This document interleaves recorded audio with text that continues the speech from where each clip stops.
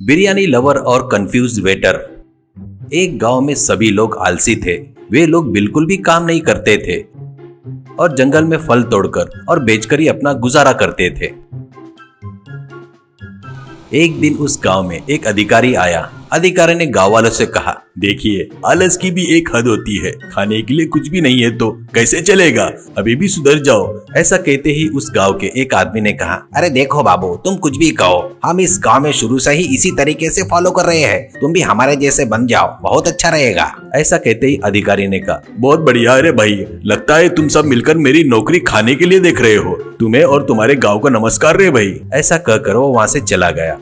ऐसे ही रहते हुए उस गांव के पास एक पहाड़ी पर एक गुफा थी।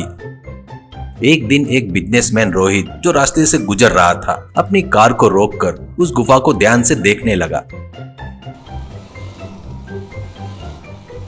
उन्होंने उस गुफा में होटल खोलने की परमिशन के लिए अधिकारी से मुलाकात की। रोहित का आइडिया सुनकर अधिकारी ने कहा, अरे सर, आपको पता नहीं क्या, यहाँ पर आसपास में इंसान नहीं मिलते हैं। अगर आप कोशिश भी करते हो तो पास में एक गांव है, वहाँ के लोग बहुत आलसी है। अगर आप उन्हें काम पर रखा तो आप बर्बाद हो जाओगे। ऐसा कहता है। रोहित ने कहा, सर, मुझे ये गुफा बहुत पसंद है सर, क्योंकि मनुष्य का पहला घर ये गुफा ही थी ना। ऐसे गुफाओं से ही हम बड़ी बिल्डिंग तक पहुँचे हैं। ऐसी गुफा में होटल खोलने का मेरा बहुत पहले से सपना था। इतने दिनों के बाद हाईवे के पास मुझे ये जगह मिली। लोगों की चिंता आप छोड़ दो सर, आप बस मुझे परमिशन दिला दीजिए। ऐसा कहा। कुछ दिनों बाद उस गुफा में एक होटल बनकर तैयार हो गया। एक अच्छे शेफ को बुलाया और मेनू में तरह तरह के व्यंजन बनाकर रखे। हाईवे के नजदीक होने के कारण ग्राहक भी अच्छी संख्या में आते थे। कुछ दिनों बाद जंगल पास में होने के कारण मच्छरों के काटने से काम वाले को बुखार आ गया और तो कुछ लोग काम छोड़कर चले गए। इससे रोहित को कुछ समझ में नहीं आया कि अब क्या करे। फिर उसने उस आलसी गांव के बारे में जानकर वहां जाकर लोगों से वेटर की नौकरी के लिए पूछा। इससे गांव के एक आदमी ने कहा, कौन हो जी आप? इस बीच हमारे गांव आकर हमें तंग कर रहे हो। जंगल के जानवर क्या करते हैं हम भी वही करते हैं। अगर दोबारा आए तो ठीक नहीं होगा। ऐसा कहा। इस पर रोहित मन में सोचा, अरे ये कैसे लोग हैं? नौकरी दे रहा हूं तो मना कर रहे हैं। आखिर में मारने और लड़ने के लिए भी आलस कर रहे हैं। ऐसा सोचकर वहां से चला गया।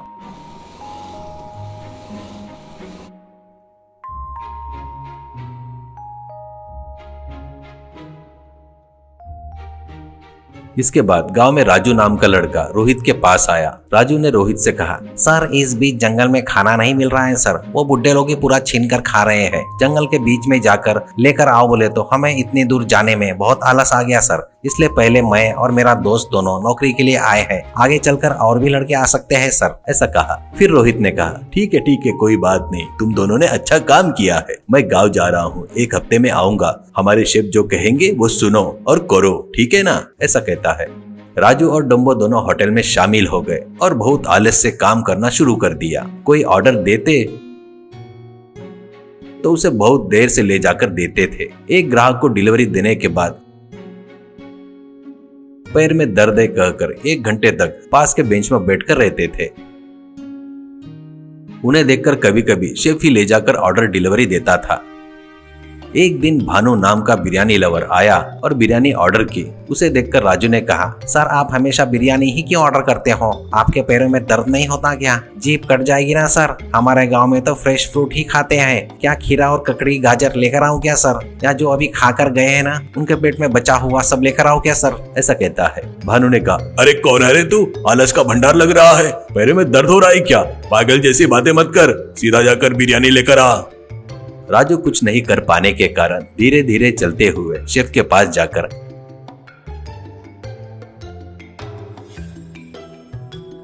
एक बिरयानी दे दे भाई का ऑर्डर दिया। शेफ ने बिरयानी तैयार करके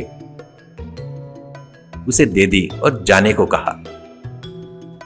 अब उस बिरयानी को लेकर राजू धीरे धीरे आया, पर भानु के टेबल पर न जाकर उसके सामने वाले टेबल पर बिरयानी रखकर उस टेबल पर बैठ गया और भानु की ओर देख रहा था। काफी देर हो गई पर बिरयानी नहीं आई तो भानु उठकर राजू के टेबल पर आया।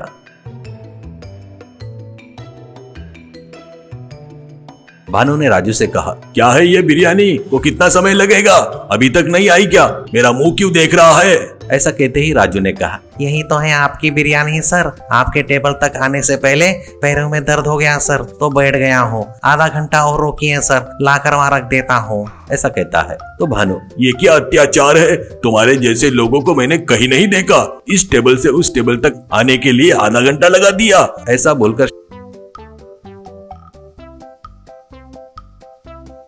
शेफ को बुलाकर राजू का किया धरा सब बता दिया। ये बात समझकर शेफ ने कहा, अरे सर माफ कीजिए सर, ये लड़का नया है सर, थोड़ा कंफ्यूज हो गया, एक बार के लिए जाने दीजिए सर। ऐसा कहा तो भानु ने कहा, क्या कंफ्यूज हो गया क्या, मैं अकेला इस होटल में हूँ, आधे घंटे से इस टेबल पर बिरयानी रखकर बैठा है, कम से कम मुझे लाकर भी नहीं दिया। अगर मैं ही लेकर आ जाता तो अब तक झटपट खाकर मेरा काम हो जाता था। इन लोगों को कहाँ से लाया रे, अगर ऐसा ही रहा तो तुम्हारा होटल बंद करना पड़ेगा।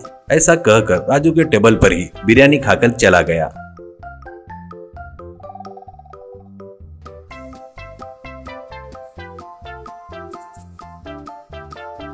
उसके बाद शेफ ने रोहित को सारी बात बता दी।